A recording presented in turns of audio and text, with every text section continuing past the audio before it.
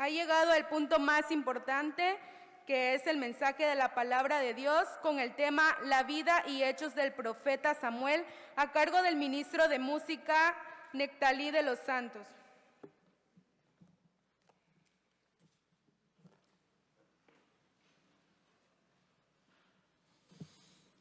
Buenas noches, hermanos, buenas noches para todos. Pues en el nombre del Señor nos toca dar apertura a esta semana tan importante en la vida de los jóvenes de la iglesia. Sí, y nos toca hablar de Samuel. Ya leímos una parte de la vida de Samuel en el capítulo 3, pero el tema dice la vida y hechos de Samuel. Pues vamos a hablar un poquito de la vida porque de los hechos no nos va a dar tiempo, ¿sí? Así que vamos a tratar de concretar un poquito esto, ¿sí? ¿Quién fue Samuel? Samuel, dice la Biblia, que fue hijo de Elcana y de Ana.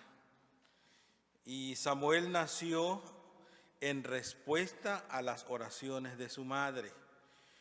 ¿Se acuerdan que en el capítulo 1 de Samuel habla de la vida de su madre, cuál fue el sufrimiento que ella vivía siempre, porque Dios no le había permitido tener hijos, ¿sí? Entonces, Samuel nació en respuestas a las oraciones de su madre. Así que es importante la oración. Les invito a que ahí donde están, inclinen sus rostros y vamos a orar. Señor, te damos gracias en esta noche que nos concedes reunirnos, Padre, para alabarte y glorificarte, pero para dar también, Señor, inicio a una serie de temas de suma importancia en la vida de los jóvenes de la iglesia. Y sobre todo, Señor, hablar de tu palabra, o que tu palabra nos hable, Señor, del testimonio de esos grandes jóvenes, Señor, en el Antiguo Testamento, que son un ejemplo hasta el día de hoy, Señor, que impactan la vida de cada uno de nosotros. Te rogamos que tu Espíritu Santo nos ayude a entender, nos ayude a comprender el mensaje de hoy y que quede en nuestros corazones grabados lo que tú quieres enseñarnos. En el nombre de Cristo, amén. Entonces, ese fue Samuel. No nació de otra cosa, nació de la respuesta de la oración de su madre. Importantísimo. Y todavía siendo niño, como lo leímos en el capítulo 3, Dios lo llamó. Dios le hace un llamado especial. Entonces vamos a tratar de explicar todo esto, hermanos. La vida de Samuel. Si usted revisa, hermanos, en el primero de Samuel, capítulo 1, versículo 1 al 10, revíselo nada más, no vamos a leerlo. Dice, ¿cómo inicia la vida de Samuel? ¿Sí? La vida de su madre, Ana, comienza con Ana, ¿sí? Pero Ana resulta que era la esposa del Elcana y vivía en amargura, así le dice la Biblia, ¿sí? Vivía con un espíritu de aflicción. Vivía con muchas situaciones que la hacían sufrir como toda una mujer que no puede tener hijos. Entonces, ahí usted lee claramente, no vamos a leerlo esa parte, pero ahí van a ver ustedes cuál era la aflicción que tenía, vamos a decir así, la pobre Ana. ¿Sí? Gran aflicción.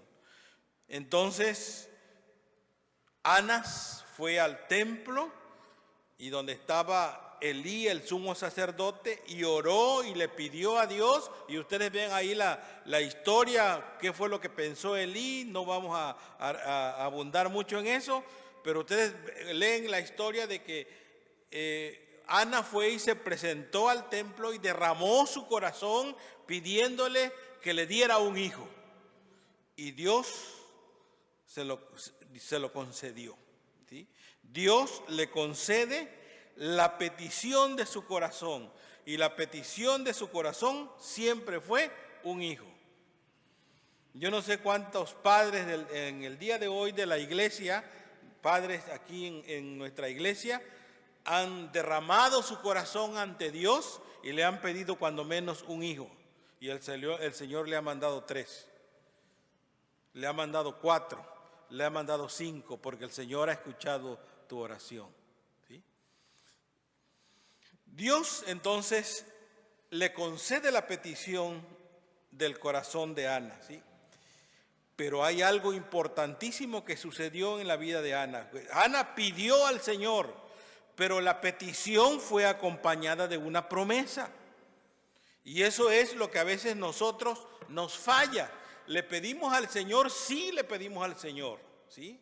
Queremos que el Señor nos responda, sí queremos que el Señor nos responda, pero nosotros no ofrecemos nada, ¿sí? ¿Y qué ofreció Ana? ¿Qué ofreció? Dice, si tú me das el hijo que mi corazón desea, dice, yo te lo dedicaré por toda la vida. Y este punto, hermanos, es sobresaliente. Porque nadie de los que estamos aquí, o sea, todos los que estamos aquí hemos pedido al Señor un hijo, pero en la segunda parte no se lo hemos dicho al Señor. Nadie de los que estamos aquí ha venido ante el altar como lo hizo Ana para decirle, Señor, aquí está mi hijo, te lo entrego. Padre, aquí está mi hijo o mi hija, te lo entrego. Como que esa parte no va con nosotros.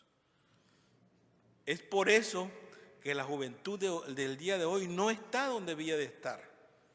Porque nosotros los padres no hemos dado ese paso para entregar nuestros hijos en las manos del Señor. ¿Sí? Hay 2 cosas importantes en el capítulo 1 de la vida de Samuel. Primero, cuando sucede esto y Dios le da el hijo a Ana, hay 2 cosas importantes. Primero, la promesa de dedicárselo al Señor todos los días. Y segundo, no pasará navaja sobre su cabeza. Hay 2 cosas importantes, ¿sí? ¿Qué significa esto de dedicárselo a Jehová todos los días? Si ustedes pueden revisar Samuel capítulo 1, versículo 1 al 10, dice,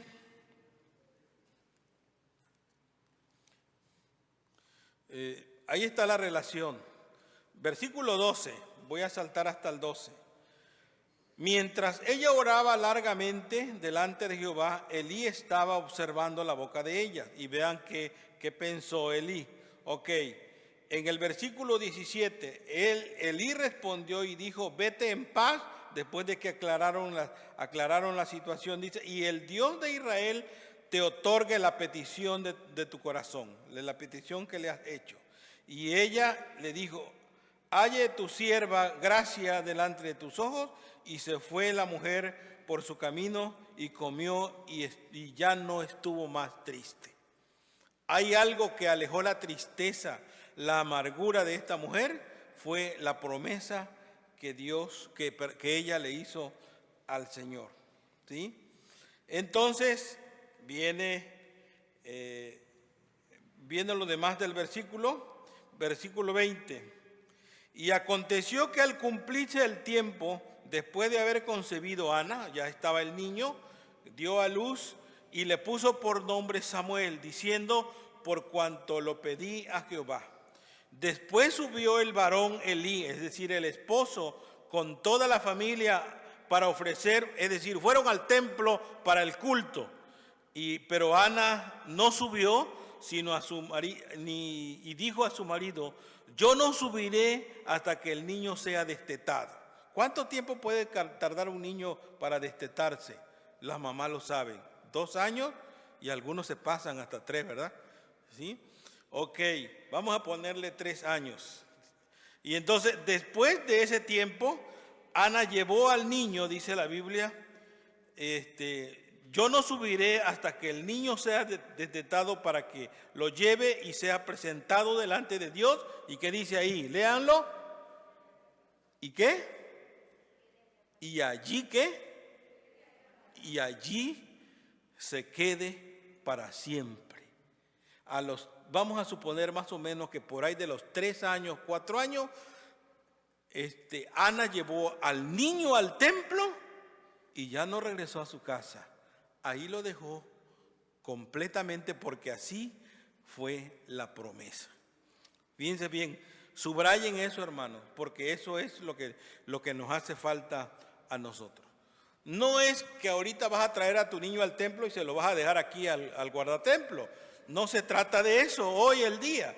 Si se trata de que tú como madre y tú como padre tomes el compromiso de dedicarle tu hijo al Señor, de dedicarle tu hija al Señor, así como Ana lo hizo, para que la bendición de Dios caiga sobre él y Dios le haga un llamado especial como se lo hizo Elí a Samuel, y entonces sea bendita la vida de este joven, ¿sí? Y veamos qué continúa, ¿sí? Elcana, su marido, le respondió: haz lo que bien te parezca. Bueno, pues aquí está reflejado los hombres, no siempre decimos, ok, hija, haz lo que tú quieras, ¿sí?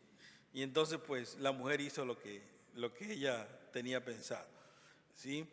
Y veamos después qué dice. Después que lo hubo destetado, lo llevó consigo con 3 becerros, es decir, ofrendas, y una efa de harina y una vasija de vino, y lo trajo a la casa de Jehová en Silo, y el niño era pequeño, vuelve a recalcarse, ¿sí? Y matando el becerro, trajeron al niño a Elí. Elí era el sacerdote del templo, y ella dijo: oh Señor mío, vive tu alma, Señor mío, yo soy aquella mujer que estuvo aquí junto a ti orando a Jehová, para que por este niño, y Jehová me lo concedió tal como se lo pedí. Yo pues lo dedico también a Jehová todos los días que viva. Será de Jehová. Y adoró allí Jehová. Hermanos, ¿qué significa esto? ¿Sí? Al dedicarle el niño al Señor, significa que el niño iba a ser nazareno. ¿Y qué significa nazareno? Nazareno significa dedicado, separado, apartado, separarlo, apartarlo para uso ceremonial religioso, ¿sí? Personas que toman ciertos votos siguiendo una vida normal en la sociedad, con la excepción de que se tiene que abstener de todo lo producido y derivado de la vid. No debe de cortarse el pelo, ¿sí? No puede tener contacto con nada. Dice, si por un accidente se ponía en contacto con un cadáver, debía ofrecer sacrificios. Es decir, el hombre nazareno no podía ir a un velorio, ¿sí? Para nada, ¿sí? No podía tomar vino, no podía tomar sidra, no podía rasurarse, no podía hacer muchas cosas. Si quiere más información de esto, puede leer Números capítulo 6. Allí está la información de lo que era verdaderamente un nazareno, ¿sí? Entonces, y si tu hijo lo dedicabas para que fuera nazareno, lo podías dedicar por 6 meses, por 1 año, por 2 años, por 3 años, y durante ese periodo no podía hacer absolutamente nada de lo que estaba estipulado en la ley, prohibido en la ley. Estaba completamente prohibido. Él tenía que estar totalmente dedicado al servicio de Dios. Y el día que terminaba su nazareo, ese día ofrecía sacrificios. Pero en el caso de Samuel no fue así, porque Ana se lo llevó al templo y le dijo: tú te quedas aquí toda la vida. Así que él era nazareno para toda la vida, ¿sí? Entonces es importante lo que Ana dice en su dedicación. Ahora, en el capítulo 3, Samuel crece como un niño apartado de Dios. Ahorita ya está Samuel en el templo. Ya aprendimos qué hizo Ana y que nosotros como padres tenemos que hacer. Y nos falta dar ese paso para que nuestros hijos, hermanos, estén aquí completamente alabando y glorificando al Señor. Si nosotros no damos ese paso, nuestros hijos no lo van a dar nunca. Ahora ya Samuel está en el templo. Dice la Biblia que Samuel crece como un niño apartado para Dios, ¿sí? ¿Qué fue lo importante de esto? Lo importante y sobresaliente de esto fue la decisión de Ana de entregarlo al Señor, ¿sí? Eso es lo más importante, ¿sí? ¿Y qué otra cosa más importante sobresale en esta decisión? De que el niño fue apartado para Dios no por un momento, sino fue apartado para siempre, para todos los días de su vida, para adorar a Dios en el templo. Todo eso está en el capítulo 1. ¿Cómo valoramos o cómo interpretamos la decisión de Ana en este tiempo actual? Eso es lo que nos hace falta, hermano, ¿sí? Nos hace falta decisión, nos hace falta evangelizar a nuestros hijos, nos hace falta llevar a nuestros hijos al conocimiento de Dios, nos hace falta ese momento especial donde tú te des cuenta que tu hijo ha recibido a Cristo como su único y suficiente Salvador. No es simplemente de que lo vas a encaminar al templo nada más. No te quedes contento con que tu hijo llega a la sociedad de esfuerzo cristiano. No te quedes contento porque tu hijo participa en algunas organizaciones de la iglesia. No pasó así con Samuel. Y véanlo, hermanos. Samuel comenzó a estar en el templo y vivía en el templo, pero Samuel no era más hasta el día en que Dios lo llamó, en que Jehová Dios le dijo: Samuel, Samuel. Y eso es lo que nosotros tenemos que aprender, hermanos, ¿sí? No conformarnos con que nuestros hijos solamente están en el templo, sino que veamos, comprobemos que ya lo hemos entregado al Señor y que tú estás viendo que tu hijo ya recibió a Cristo como su Salvador. Si tú no compruebas eso, no te des por vencido, hermano. ¿Cuántos padres podemos decir como Ana? ¿Sí? Se lo entrego. Aquí está mi hijo, te lo entrego para todos los días de tu vida. ¿Cuántos podemos decirlo? Ya cuando nuestros hijos están grandes, porque nunca lo hicimos, nuestros hijos no están grandes, a veces ya los padres lloramos, porque sus hijos ya después de 18 años ya no vienen al templo. Sí estuvo en la sociedad de Mía, sí estuvo en la sociedad X, pero ya tu hijo ya no viene al templo. ¿Por qué? Porque sí estuvo, pero Dios nunca lo llamó porque tú no lo condujiste a la presencia de Dios. Tú no lo evangelizaste, tú no hiciste lo posible para que él conociera a Dios. Aprendamos, hermanos, de Ana, ¿sí? En el capítulo 3, Samuel ya estaba en el templo y su mamá se lo había entregado de todo corazón a Jehová. Podríamos decir que Ana había hecho su parte. Podríamos decir que Ana hizo su parte. ¿Tú estás haciendo la tuya? ¿Yo estoy haciendo la mía? ¿Estamos haciendo nuestra parte? Aquí surgen, hermanos, algunas preguntas. ¿Hasta dónde crees tú que has hecho tu parte como padre en la vida de tu hijo? Contéstatela en tu corazón. ¿Cuántas veces, ¿sí? ¿Cuántas veces has orado con tus hijos y le has dicho al Señor: Señor, aquí te presento mi hijo X, tómalo en tus manos, te lo entrego? ¿Cuántos han hecho esa decisión? Nos gusta luchar con nuestros hijos, ¿sí? Nuestros hijos nos dan dolor de cabeza muchas veces, pero nunca te arrodillas con ellos para decirle al Señor, Señor, perdóname a mí como padre y perdóname a mi hijo. ¿Por qué vemos que nuestros hijos no quieren seguir al Señor? ¿De quién es la falla? ¿De quién es la falla? ¿De Ana? Ana no falló. La falla es de nosotros, hermanos. Yo estoy seguro que si todos los padres que formamos esta iglesia tuviéramos cumplido nuestra parte, la sociedad de jóvenes no fuera así como aquí, ni así como acá. ¿Tú crees que entrarían en las dos plantas? ¿Ya te has preguntado dónde está tu hijo? ¿Ya te has preguntado dónde está mi hijo? ¿Ya sabes dónde anda?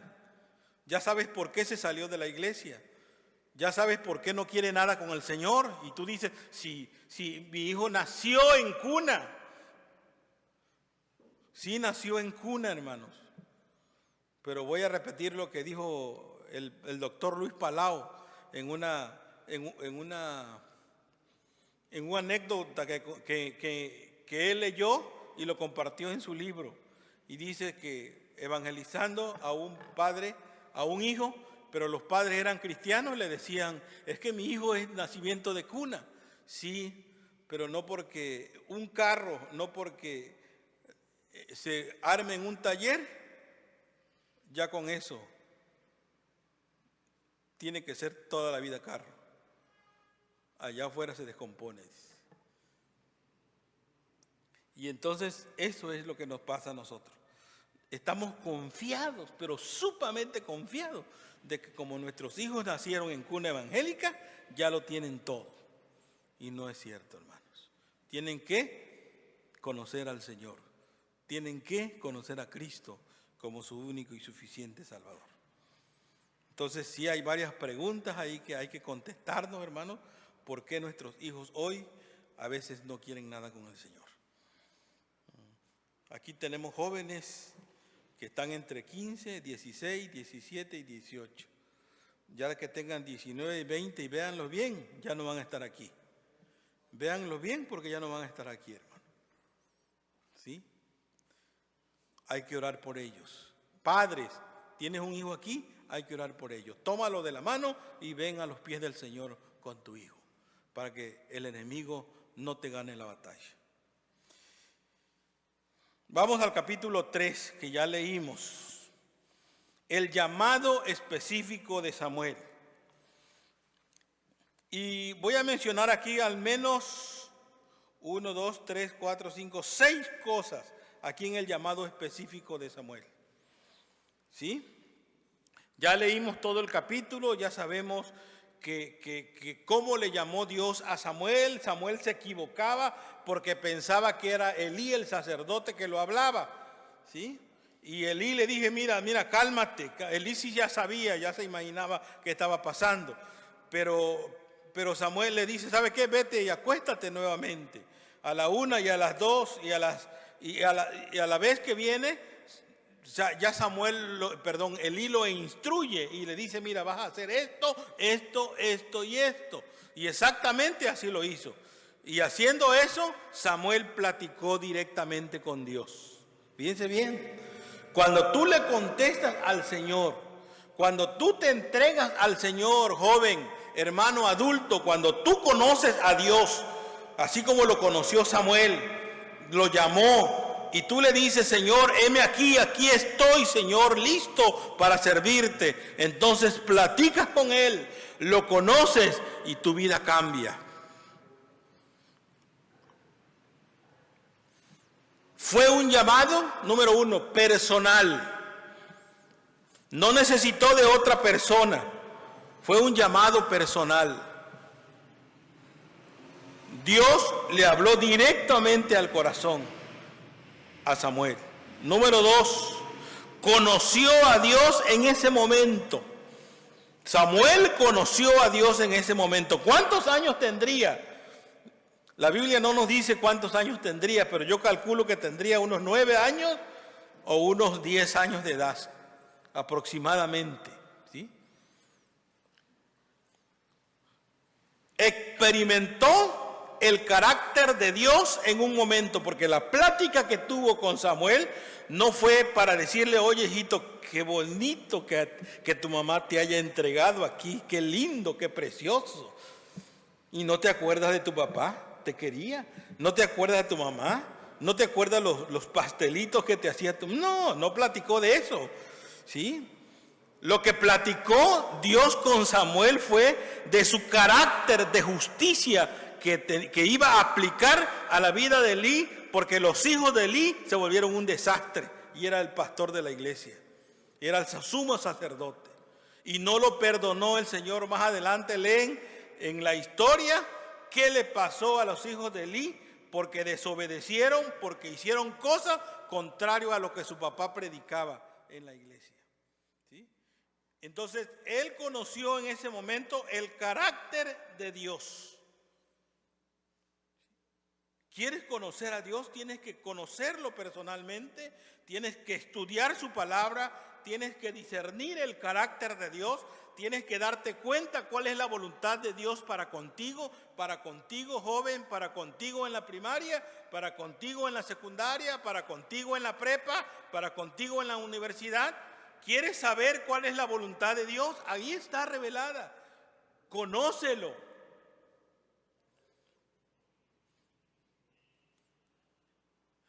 El cuarto punto que yo observo en este pasaje es la honestidad sincera de Samuel. Honestidad y sinceridad. Porque ya después que platicó con Dios, ya se encontró con Elí, y Elí ya sabía. Elí ya se imaginaba que Samuel había hablado con Dios, y le dice Elí a Samuel: oye, cuéntame y dime la verdad. Dime la verdad, no me mientas. ¿Y qué hizo Samuel? ¿Qué hizo Samuel? Le dijo la verdad. ¿Sabe qué? Sí, hablé con Dios, y Dios dice que te va a castigar, y Dios dice que el juicio viene contra ti.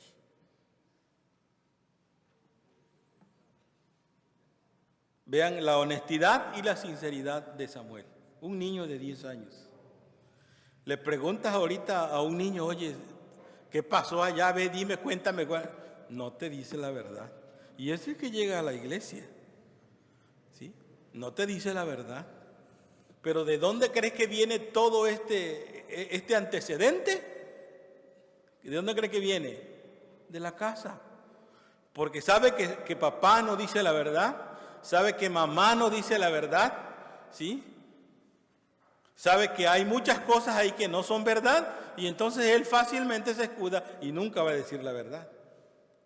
Le preguntaban a un niño: ¿y por qué crees tú que tu papá no dice la verdad? ¿A tu mamá no dice la verdad? No, dice, porque cuando llega una persona buscándolo, dice: no, dile que no estoy.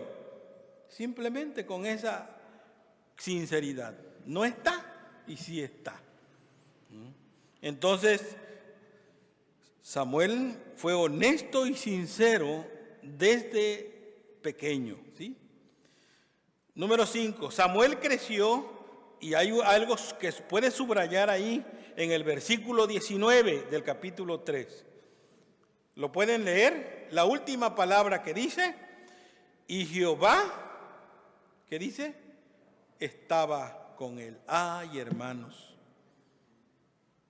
esta parte es yo podría decir, lo más esencial, la parte más esencial de la vida de Samuel como niño, que Jehová estaba con él. ¿Sí?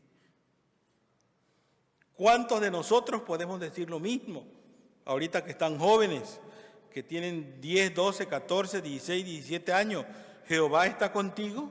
¿Ya lo has experimentado? ¿Ya lo conociste? ¿Ya viniste a los pies de Cristo para que digas: Jehová está conmigo? Ese es el paso, jóvenes y hermanos, que nos hace falta dar, ¿sí? Y el versículo 29, ¿qué dice el versículo 29?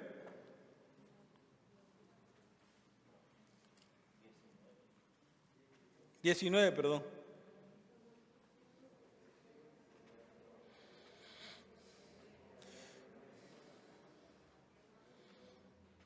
Dice, 21, perdón, es del capítulo 3.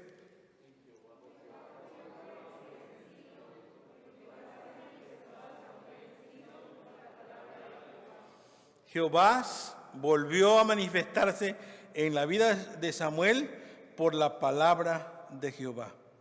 ¿Sí? Jehová estaba. Eso prueba de que Jehová regresó otra vez a hablar con Samuel. Eso prueba de que Jehová estaba con Samuel. Hermanos, donde quiera que nosotros vayamos, tenemos que comprobar que Jehová está con nosotros. Si estás en la escuela, tienes que comprobar que Jehová está contigo. Si estás en la universidad, tienes que comprobar que Jehová está contigo. Si andas en la calle, tienes que comprobar que Jehová anda contigo. Si estás en tu casa, tienes que comprobar que Jehová anda contigo. Jehová no nada más está en el templo y allá se te olvida de que eres cristiano. Allá no, allá Jehová no está contigo y puedes hacer cosas incoherentes. No, hermano. Jehová está contigo todos los días de tu vida. Y eso es lo que tenemos y lo que debemos entender siempre, amados hermanos. En conclusión, ¿qué aprendemos de la vida de Samuel y de su familia? ¿Qué aprendemos? ¿Cuál es la enseñanza que Dios nos revela por medio de su palabra en cuanto a la vida de Samuel?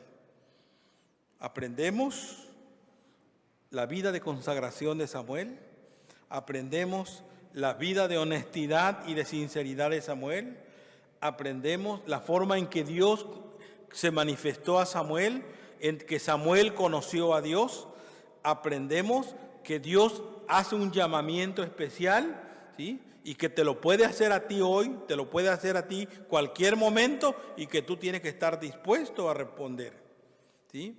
Aprendemos, hermanos, que Dios está con él, está con nosotros.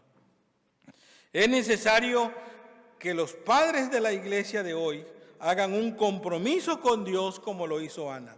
Entonces tenemos que aprender, hermano, que si no hacemos un compromiso con Dios, nuestro barco siempre va a estar a la deriva. Y cuando vengan a ver, nuestros hijos se saltaron del barco y se hundieron. Cosa que no queremos. Pero si no tomamos nosotros el timón, el barco se nos va a hundir. ¿Qué otra cosa aprendemos? Aprendemos que es necesario cumplirle a Dios con todo lo que tiene que ver con nuestros hijos. Ana cumplió a Dios con la vida de su hijo, ¿sí? ¿Qué has hecho tú para cumplir a Dios? ¿Hasta dónde has caminado para cumplirle a Dios en cuanto a la vida de tu hijo? ¿Qué es lo que te hace falta, amado hermano, para que tú tomes la vida de tu hijo y se la entregues al Señor? ¿Qué te falta? Analízalo. ¿Y es necesario hacerlo? Hazlo. No esperemos una enfermedad para hacerlo. No esperemos que nuestros hijos se nos vayan para venir a Dios a pedir que oren por mi hijo porque ya se perdió. No lleguemos hasta allá, hermanos. Ahorita es tu momento.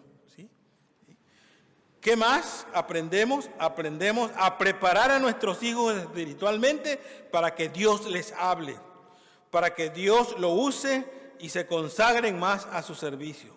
Pero los padres tenemos que hacer nuestra parte. Tenemos que preparar a nuestros hijos, hermanos, ¿sí? ¿Cuántos de los padres que estamos aquí en el devocional diario de la noche, yo no sé a qué hora lo haces, en la noche te unes con tus hijos para leer la Biblia, para orar con ellos? Los estás preparando porque van a tener un encuentro con el Señor, hermano. Pero si no lo haces, te va a ganar terreno el enemigo. ¿Sí? Entonces, estamos fallando en la parte que nos corresponde. ¿Sí?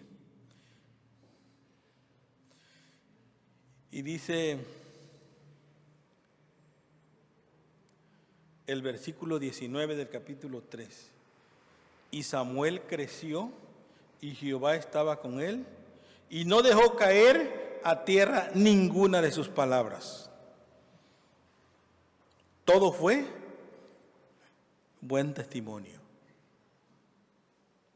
Donde veían a Samuel, estaban viendo a Dios, porque Jehová estaba con él. ¿Qué nos hace falta, hermanos? Vamos a terminar y buscan Proverbios 22:6 y vean qué nos hace falta. ¿Se lo saben de memoria, va? Díganlo a ver. Instruye. La Biblia no se equivoca, pero los hijos se apartan cuando son viejos porque no los instruimos. No vayan a pensar que la Biblia se equivocó con mi hijo. No, los que fallamos fuimos nosotros, porque no instruimos a nuestros hijos y entonces cuando son grandes, cumplen sus 18 años, te dicen: mamá, hasta aquí te acompañé, de aquí déjame libre. Pero si lleva la palabra de Dios en su corazón, no va a pasar eso. Ojalá, estimados hermanos, que la vida de Samuel sea un ejemplo impactante en la vida de nuestros jóvenes. Y no solamente en la vida de nuestros jóvenes, sino en la vida de toda la iglesia. ¿Sí? Y que si es necesario tomar decisiones, las tomemos por el bien de nuestros hijos. Si no quieres hacerlo, Dios no te va a obligar. Pero no nos lamentemos más tarde de lo que le pase a la vida de nuestros hijos. Están en nuestras manos y Dios nos los ha puesto para que los conduzcamos a Él. Amén, hermanos. Que Dios les bendiga en esta noche.